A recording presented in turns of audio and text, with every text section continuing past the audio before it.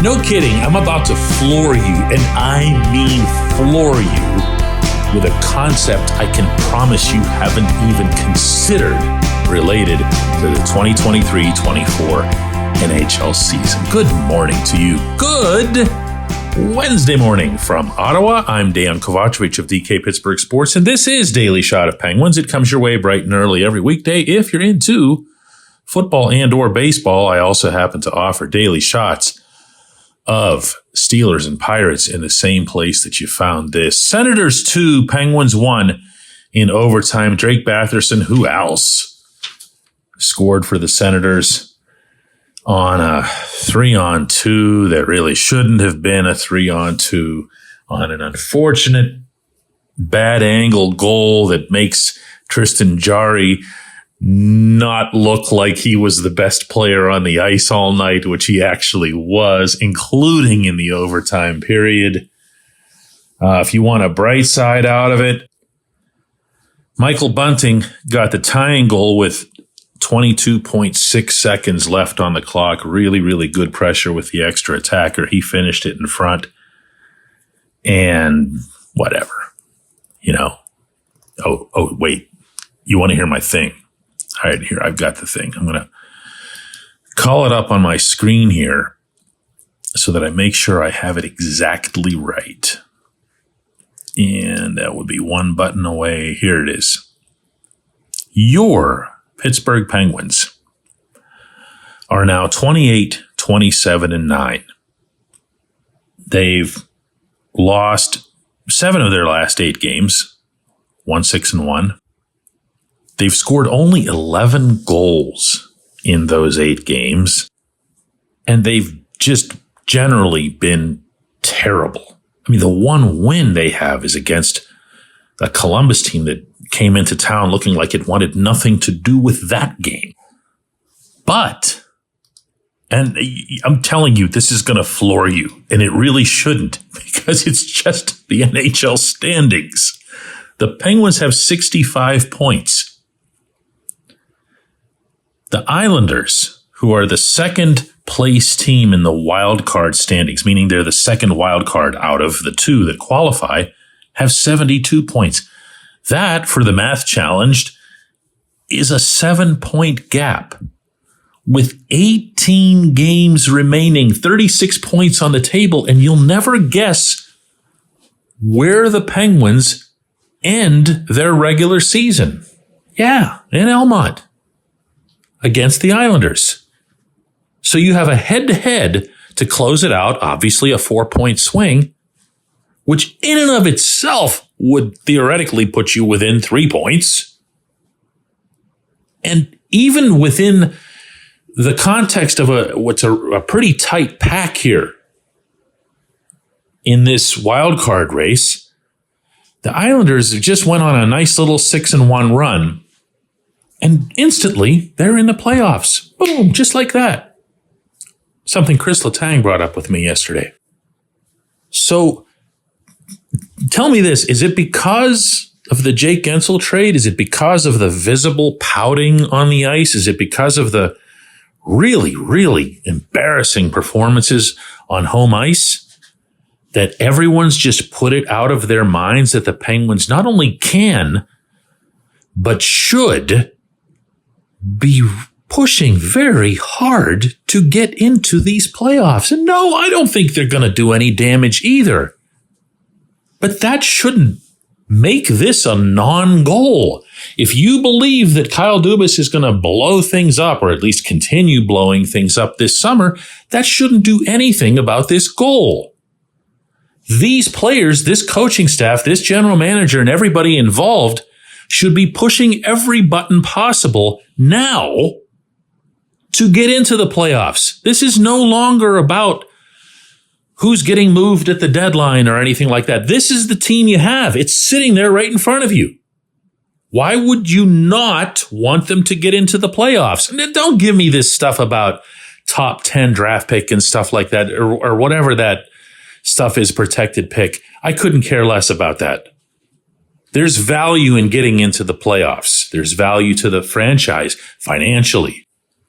There's value to selling tickets, to selling season tickets, to sustaining hope that helps keep the franchise healthy and viable in Pittsburgh.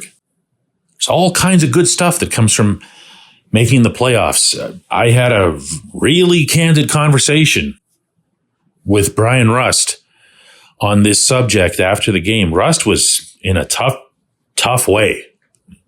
He was the one who missed an assignment on Ottawa's tying goal, and he was taking it hard.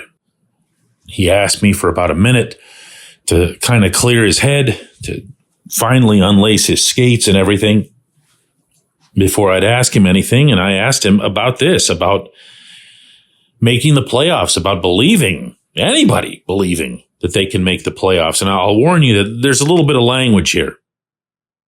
If you don't still believe we have a chance, I don't think you should be in this locker room. I think deep down in here, we know it's a steep hill to climb, and I'm sure everybody else has written this off, but I think in here we believe, and we know it's going to take a lot, but I think we have what it takes, and I think we got to dig down and find it. That tonight hurts. It sucked, especially for me. That first goal they scored was entirely on me, and it's unacceptable. It's lazy turn by me, and I think we can't have plays like that. Sorry for swearing. No, I hear you. But as a guy who's been here and consider myself a leader on this team, it's completely unacceptable lazy turn. I mean, good for him. He cares. He's invested. He's emotional. You can see it on the rink. You can hear it like now off the ice. And this team's got maybe a handful of players performing like that. And that's it. That's it. And I can give you all the usual names, the Lars Ellers, the Marcus Petterssons, and so forth. I thought Chris Letang played hard. Yeah, I know he fell in overtime. There was a bad patch of ice. Everybody was falling on that patch of ice. But they need more people who see this as a real thing, because it is. And if you've been listening to my shows or reading my columns for years, you'll know I don't do a whole lot of criticizing of Sidney Crosby. And he's just been terrible. In those 8 games, the same 8 games I'm talking about here, does anybody realize that he's got no goals and 2 assists in those 8 games? How about a -12 rating? How about going to the bench last night in overtime to allow the Senators to get the 3-on-2 that leads to the goal? Now, Gino took way too long responding to him coming to the bench, but he shouldn't have gone to the bench. The guy who scored the winning goal was behind Sid in the Ottawa zone. You don't go to the bench in that situation. You defend.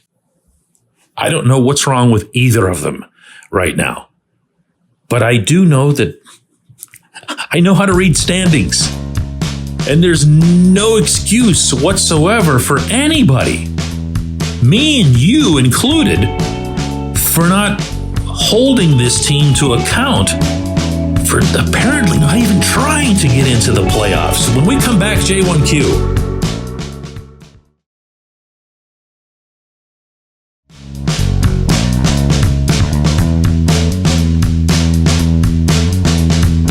Today's J1Q comes from Casey, who says, DK, I can stomach the rebuild.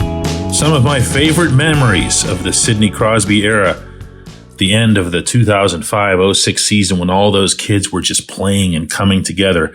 What I don't think I can stomach is a 20-minute per night Jeff Carter farewell tour. I don't want to watch that. I don't want to watch Sid or Gino or Letang go through those motions. I got to tell you, Casey, the thing that's the most troublesome about this by far is, well, the Sid situation is lousy, okay? It couldn't be clearer that he's just plain old unhappy. Now, you can forgive that. You can excuse that. You can give him one of the 5 billion mulligans that he's built up over the years. But you don't think when you're watching Sid that he's lost it. You don't look at Sid and think, wow, he looks like he's done. No, you look at him and you just think the stuff that I was just mentioning. With Gino, who in these same 8 games that I've been referencing has 2 goals, 2 assists, -5 rating, he's been worse. He's just a non-factor out there. Setting aside goals, assists, whatever. He's barely moving at an NHL level. And that's a tough image to overcome. So, you can look at Carter and his 11 minutes and 56 seconds, and you know what he's doing. You know why he's here. I have no idea why Mike Sullivan coddles him the way he does. I do know that I'd rather have seen Jesse Puljujarvi dress again. At least you know what you're going to get. And I don't get the face-offs and penalty killing. I get that's all part of it and everything. I'm not stupid. It's just, I'm with you on that part. But the bigger issue here, by far, Gino's got 3 more years on this deal. 3 more years.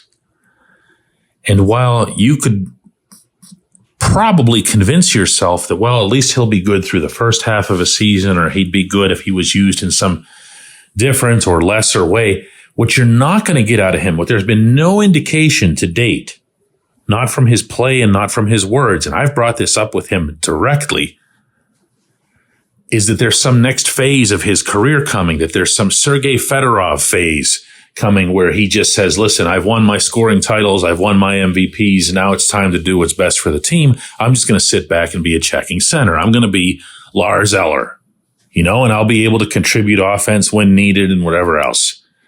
That's not him. That's not him. That's not going to be him. And that's a difficult thing to pile on top of what your eyes are telling you. Now, look, one thing that I probably ought to bring up is that between Sid and Gino, we would never know because of the hockey culture. Are they hurting? Do they have something wrong with them? I do know that they aren't getting the proverbial maintenance days. They're not missing practices. They're not missing skates. They're not betraying anything on the ice that would suggest that they're hurt.